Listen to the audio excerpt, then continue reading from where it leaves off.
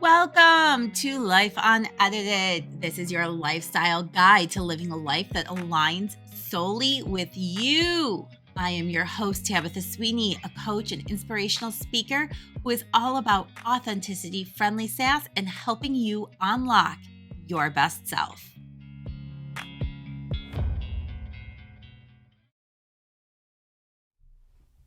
What's up, you guys? How we doing? All right. So, you guys, this is the third episode I'm recording for this week because nothing is feeling right. Nothing is feeling centered. I'm really struggling on this one. And I had one I just had finished up. I was getting ready to publish it, and then I ended up stopping. I took a break. I recorded a podcast with the most amazing, wonderful woman out in New Mexico, and I cannot wait until I have the details. I can share it with you guys. But when I did that, the beautiful thing was the conversation that opened up, and we started talking about body image and body positivity and our bodies being a vessel. And I thought, you know what? We haven't talked about this in a while. And I think it's time. I think it's time to circle back to this because this is where everything began. So this is going to be a little bit of my own personal story. Okay, a lot of bit of my own personal story with a whole lot of coaching woven throughout. Okay? So buckle up and let's chat all things body image and how our life all diverts back to body image. The quality of our life directly diverts back to this. So here we go, guys. Back in like 2010, somewhere in there, 2009, 2010, I was working in corporate in the most toxic, awful, manipulative office in the world. Hated it. But I made good money and had a lot of perks. So I was there doing the same thing that everyone else does, right? You put up with it. And I had the same friends I had had from middle school. It was a group of guys. I was one of the only girls in the group. And I remember the day that it occurred to me, this wasn't going to work anymore. And if you've listened to podcasts in the past, if you've listened to past episodes, there's one about the solstice and the healing. And I talk a lot about this group of guys in that episode. And what I realized at this moment was the life that we were living, if I didn't make a change, nothing was going to change. And what I needed to change was the quality of my life. Like we were all still living like college kids, but we were in our late 20s. And we were drinking way too much and we were going out way too much. And it hit me, I was never going to have the life I wanted. I was never going to meet my future husband being out with these goofballs, right? Like they were such a good time, but it wasn't going to provide me the life I wanted. And I had to make a really hard decision. So I decided, in not the best practice, to sort of like delete all of them from my phone, delete them all off Facebook, and kind of just ghost all of them and disappear. Okay, there could have been a better way I went about that. But that was all I was capable of at that point in time in my life with the tools that I currently had. Okay? So I go through all of that. And now I'm bored out of my mind. Especially because, and I'm angry because I know that they're like out at the bar, right? But I'm ghosting them. And what am I going to do? So I joined the gym. And I started going to the gym constantly, every day. The gym became my life. It became a real addiction, obsession, however you want to say it. And soon thereafter, I met a trainer. I started working with her. I was introduced to her husband. They owned their own gym. She was pregnant. She needed someone to cover. I got myself certified. And the next thing you knew, I was working part-time at the gym. And I was happy. And then a full-time position came up and I took it. And at that point in my life, I worked as the trainer and I worked in the back office in a management role. I was single. I was in my 20s. I had no idea what real life was. None. No clue. I was the trainer that was like, keep going, you can do it. And I wanted everybody to meet my fitness goals. I wanted everybody to have the same weight loss goals. I wanted everybody to have the same strength goals. And I didn't really understand, not for a lack of trying or caring, but for a lack of life experience. I didn't understand what was wrong with my approach. I look back now and I can't believe I never got smacked across the face. To be totally honest. Because I had no clue. You guys, I was so clueless. But here's the thing. I might have been completely clueless, but I was really good at relating with people, and I was really good at connecting with people, and I was really good at helping to motivate them.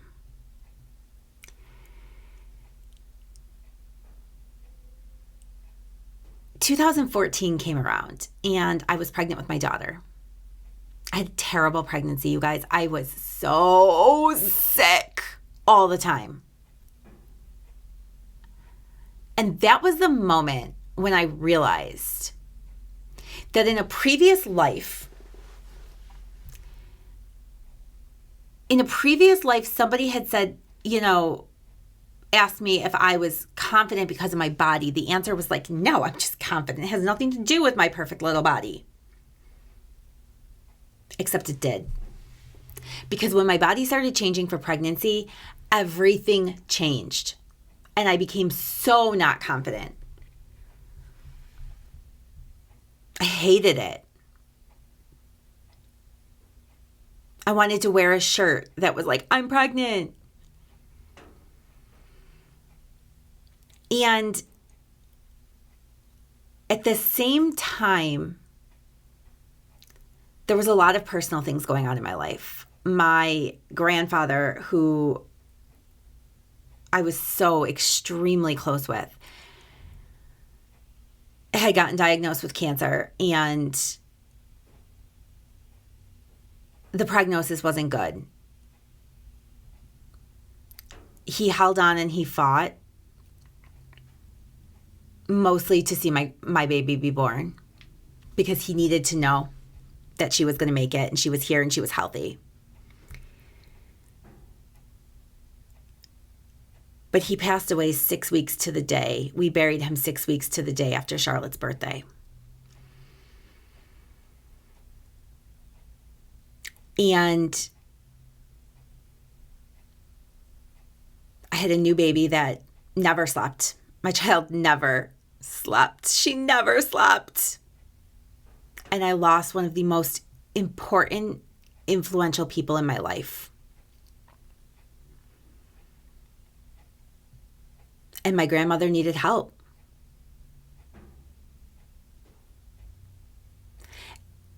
And that was the point when I remember deciding I wasn't going back to the gym to work.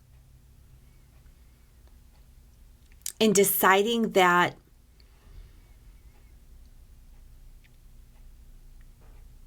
my priorities, or I don't know if it was a decision or if it was a recognition or what it was. But it was this moment where my priorities are not what they used to be, right?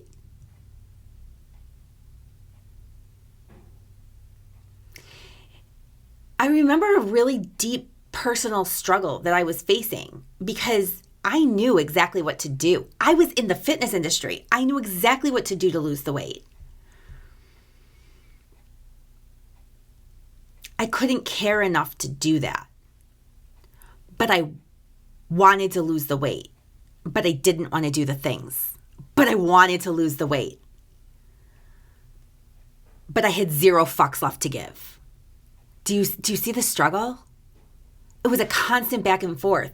And I remember feeling like such a failure because how could I be in the fitness industry and unable to get myself back to where I was? To be unable to motivate myself. I just don't understand.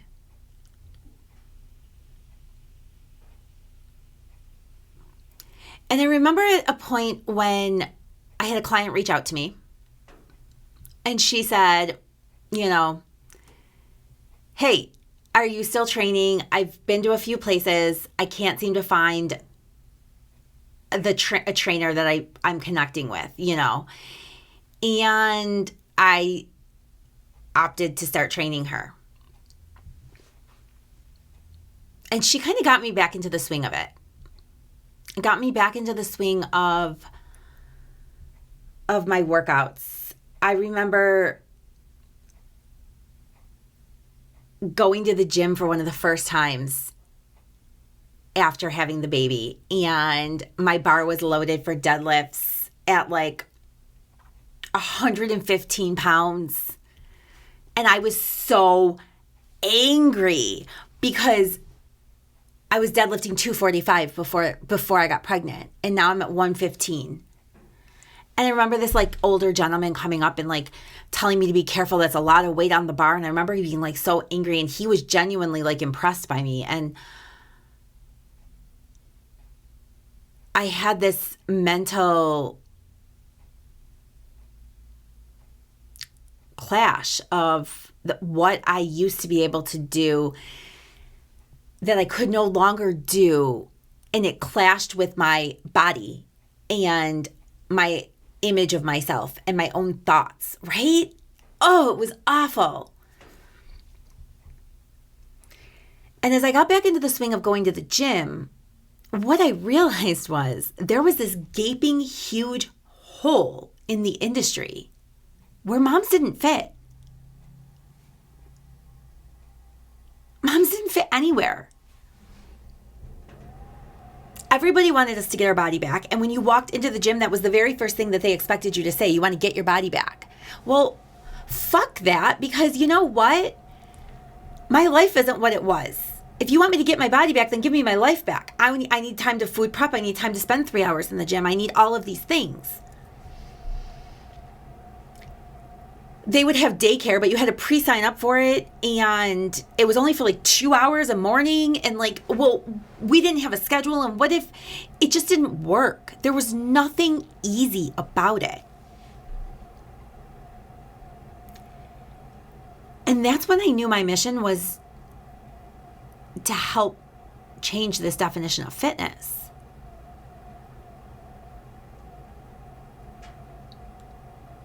In time, I opened my own studio, and I would tell people, the workouts I offer are the same as on every other corner. What's different is the space, the philosophies, and the approach. There's no mirrors on the walls. The gym looks like your living room. It is soft music. It's not loud and blaring. You got to come in early. You got to leave late. You do you. You do you, boo. Okay? My goal was to help alleviate the mom guilt. And in that time,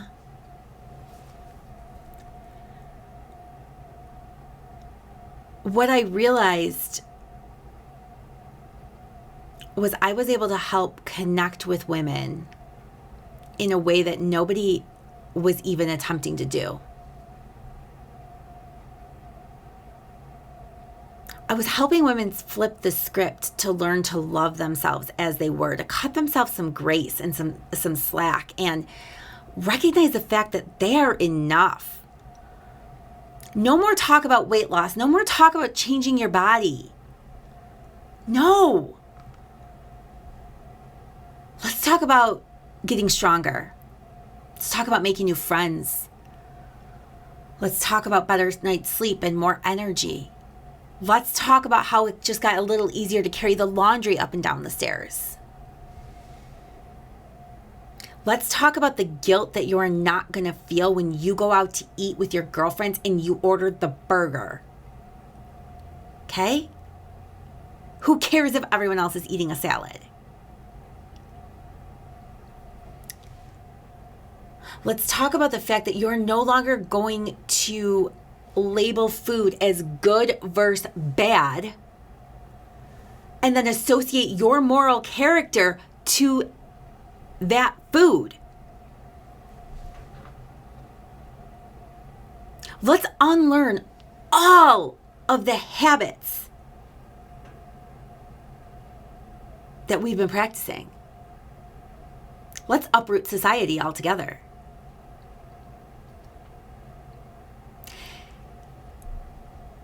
And the deeper I coached on this, I learned some really, really valuable, interesting things. I learned that there are 3 pillars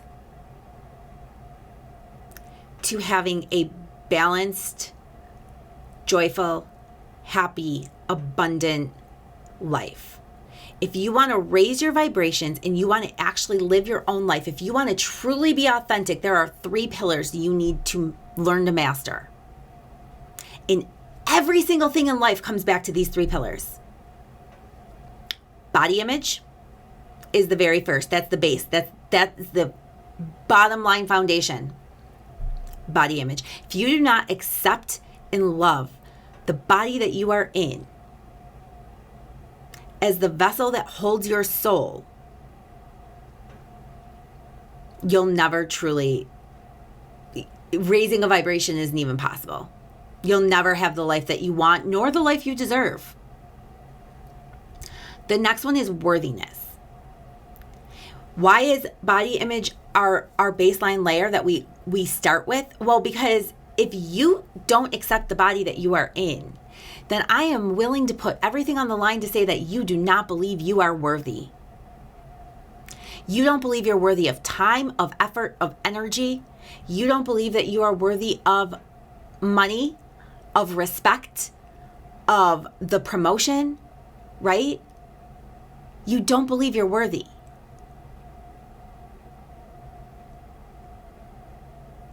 And if you don't believe you're worthy, you have no boundaries. That's the 3rd pillar, is boundaries. If you don't have boundaries, you are a people pleaser. You are a yes ma'am. And every single time you say yes to someone else, you are saying no to something within you.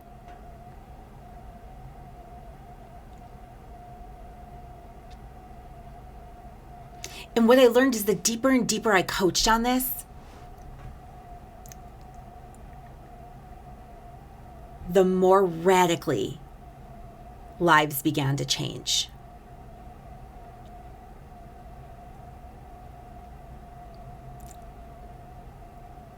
I had a woman who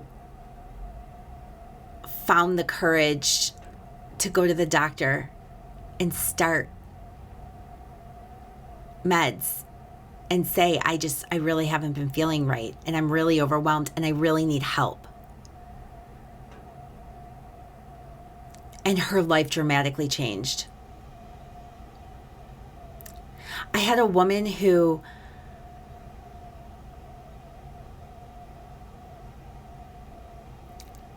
went from working full time to staying home with her child to deciding to open her own business because she found her worth and value in what made her happy and not what society had told her. See, once we build our body image, our worthiness, and our boundaries, then we can actually ask ourselves what it is we actually want. Not what society wants, not what our ego wants, but what do we actually want deep, deep down within? What is that thing? That is where our authenticity is born. And we all deserve to find our authenticity. We all deserve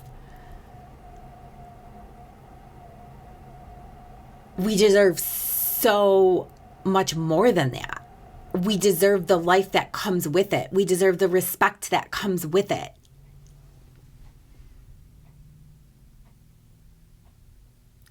So the deeper I started coaching on this, the more and more that the patriarch would make its way into the speeches and into the coaching. The more and more that society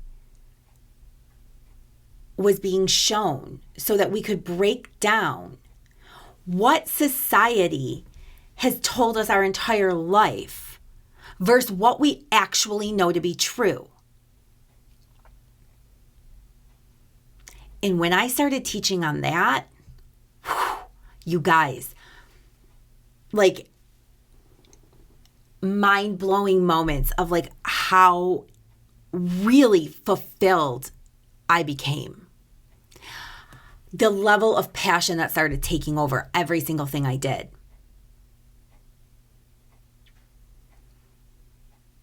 Because then I got to stand up and start educating the fact that the patriarch is not male or female. No. The patriarch is the culture. Who's rising up against it? Women cannot dismantle the patriarch without having men standing next to us who also want to do the same. This is not a gender battle. It's a culture battle. And when I say the patriarch, there are just as many women on the who fall into the patriarch that there are men. And as a rule, yes, I always say old white men. I do. Because let's face it, when we think of the patriarch, what do we think of? We think of the old white men sitting in Congress. Okay? And what's really amazing is the idea of teaching people how to let go of what the patriarch has always taught them and what the patriarch has always given them. What do I mean by that? Facebook, Instagram, society, airbrushing, Photoshop. The comments on women's bodies. The constant pressure to be better, to be more. The idea that women are broken and we have been groomed to believe that we are broken. Because the greatest threat to the patriarch is confident women. Authentic, confident women are the greatest threat the patriarch will ever see. So they have a lot invested to keep us feeling broken, to keep us feeling on edge. The patriarch has invested trillions of dollars into the weight loss, beauty industry. Botox, cosmetic surgery. Think about mainstream media. Harvey Weinstein's, Matt Lauer's. The patriarch goes beyond just what we physically see, but they have groomed us into how we respond. They have groomed us to deal with and put up with the sexual harassment and the shit that we justify as that's just boys. That's just guys. That's just men. Fuck that. No, I have a little boy at home. I have a little guy.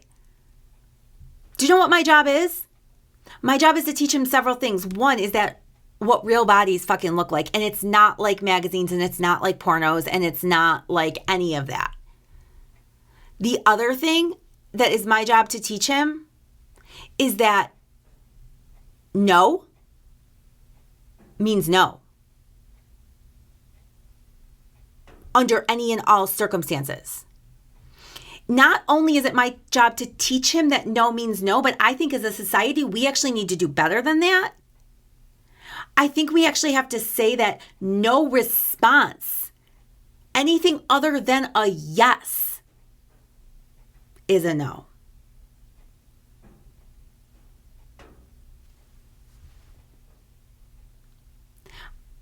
This might come as a shock to men, but I firmly believe that almost every single woman who is sexually active listening to this right now, there might be one or two who this doesn't apply to, but I think almost all of them, and I think if it doesn't apply to you, you know someone who it does apply to, has gone along with something for one of several reasons. They went along with it out of fear. They went along with it because it was easier. They went along with it to save their image because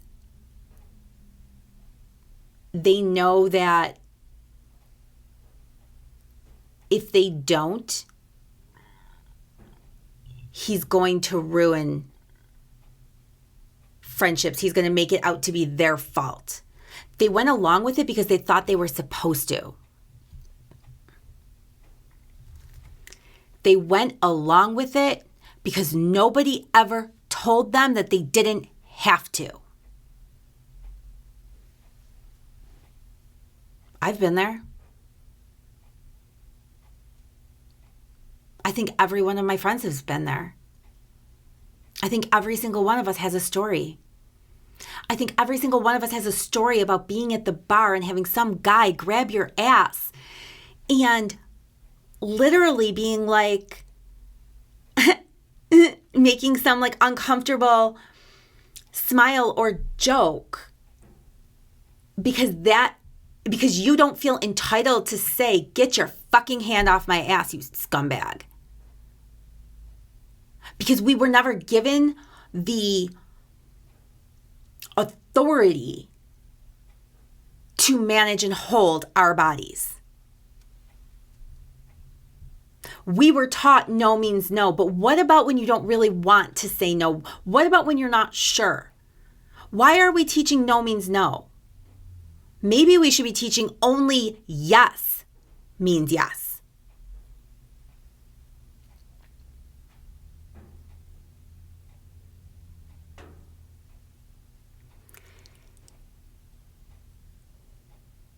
It is a wild and crazy life out there. And we have been manipulated through all of it.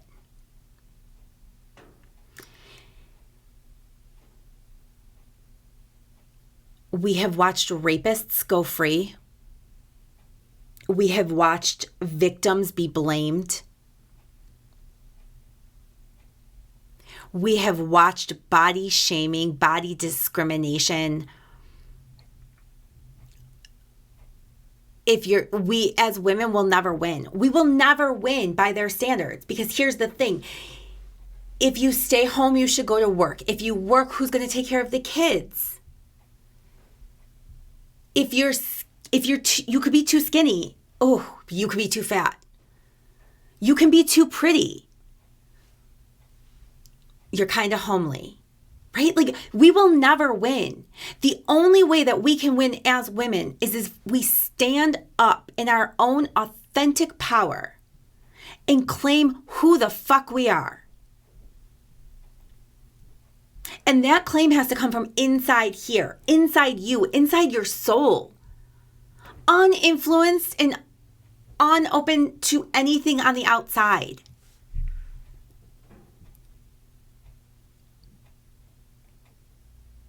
It's the most beautiful thing. And so basically what happened, you guys, was my coaching has evolved from body image and the role that body image plays into the overall role that the patriarch plays. And then what's happened is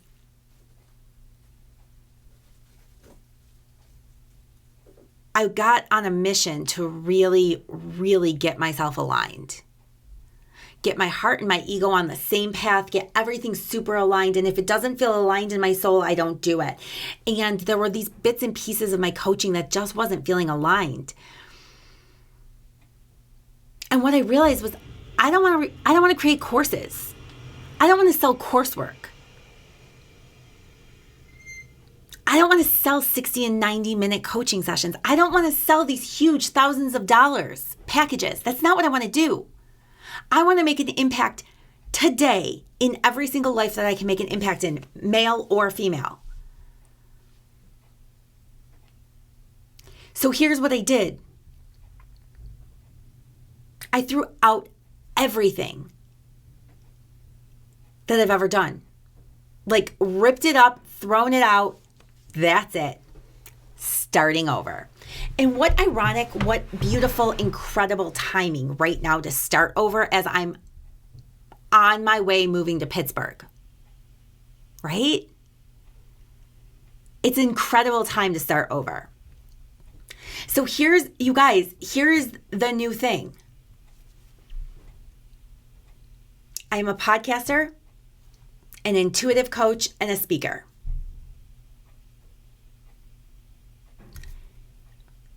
All of my speaking centers around the patriarch, authenticity, body image, the 3 pillars. That is everything that my public speaking centers around.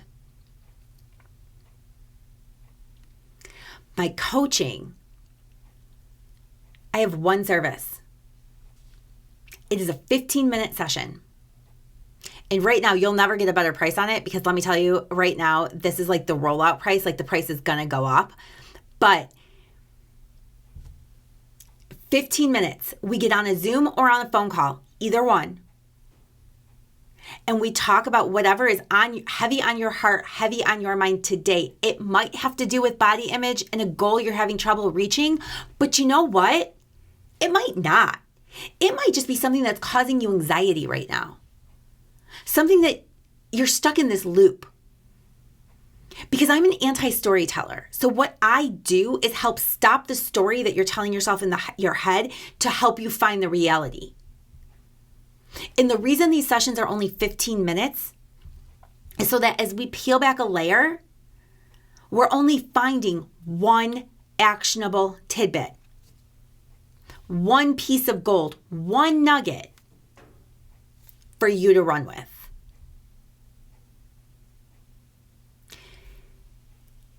I rolled these out a week ago. And the results have been incredible and fantastic. And right now, if you get on the website, TabithaSweeney.com, you can actually book one at the intro price. Actually, you could book like 15 of them at the intro price if you wanted. And you should, because let me tell you, these are meant to be done more, they can be used as a one-off, but they're meant to be done over and over again. And they draw on intuitive methods, on intuitive gifts, and 15 years of coaching experience. And they are a powerhouse. They are one of the most impactful things you can do for yourself.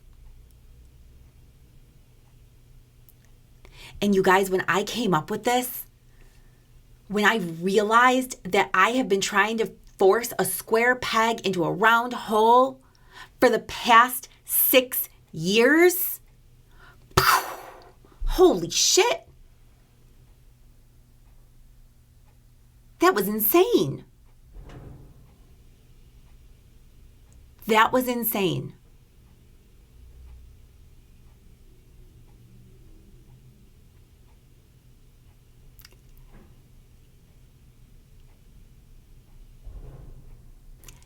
The point of the intuitive coaching, the point of the intuitive answer sessions is to reframe the narrative around our old beliefs. It's a way to challenge our old beliefs.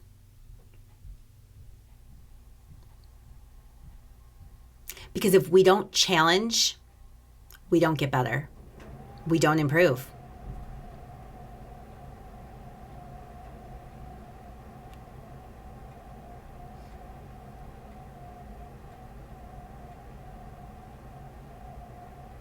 So here's what I'm going to leave you with. Get out that journal. And I want you to think about these 3 pillars: body image, worthiness, boundaries. Write those down. Body image, worthiness, boundaries. And then go back and I want you to say to yourself, like, what do I think when I stand in front of the mirror? What are the thoughts I have about myself when I stand in front of the mirror? What words come to mind? What feelings come to mind? Am I willing to stand naked in front of the mirror? Not so much. I want you to list it all out.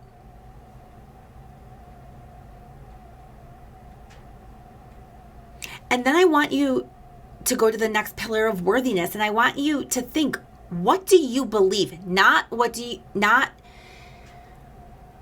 logically know? What do you believe in your core soul? What do you believe you're worthy of? List it. Take a look. Do you have 2 things written down? Do you have 27 things written down? Do you have 100 things written down? And then I want you to move on to boundaries.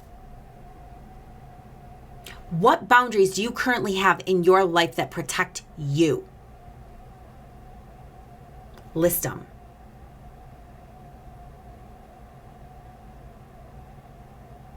And I want you to look.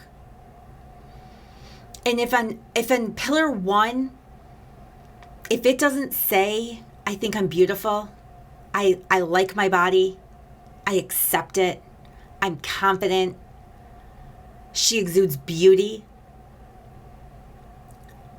everybody should want her, everybody should I crave being touched.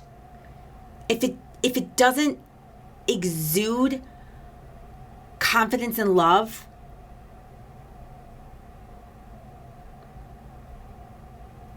let's have a 15-minute call.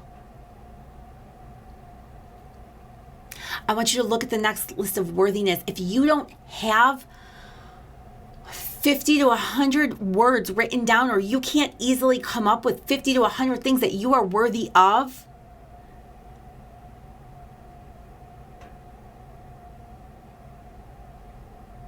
Let's talk.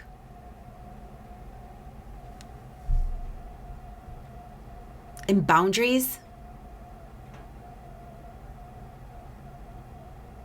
if you don't know what your boundaries are, if you can't clearly write them down, you're not protecting yourself. Don't you deserve to be protected?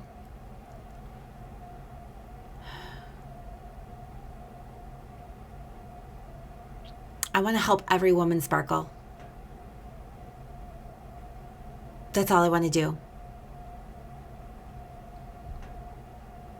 So I'm going to encourage you to go on over to the website, TabithaSweeney.com. Book in an intuitive answer session. Book it in.